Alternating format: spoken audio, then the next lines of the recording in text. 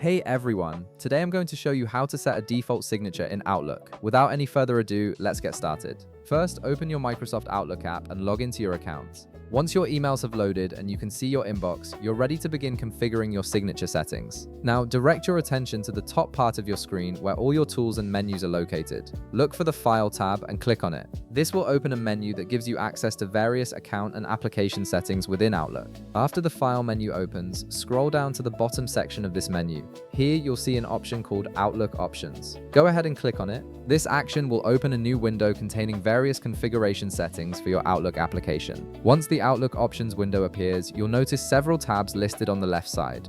These tabs organize different aspects of your Outlook settings. From this list, click on the Mail tab. This section controls how your email composition and delivery features work.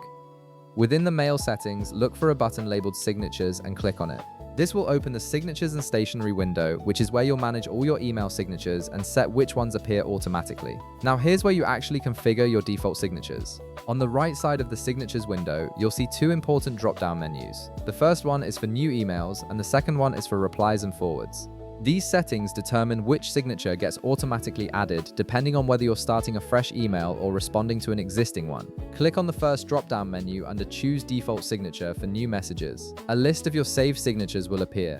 Select the signature you want to use automatically whenever you compose a new email. Then click on the second drop-down for replies and forwards and choose which signature should appear when you're responding to messages. You can select the same signature for both, or different ones if you prefer to have separate styles for new emails versus replies.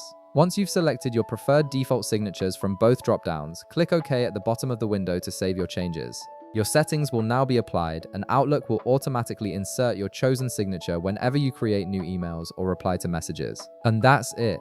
You've successfully configured your default signature settings in Outlook, so you won't have to manually add your signature every single time. If this video helped you out, be sure to leave a like, subscribe, and I'll see you in the next one.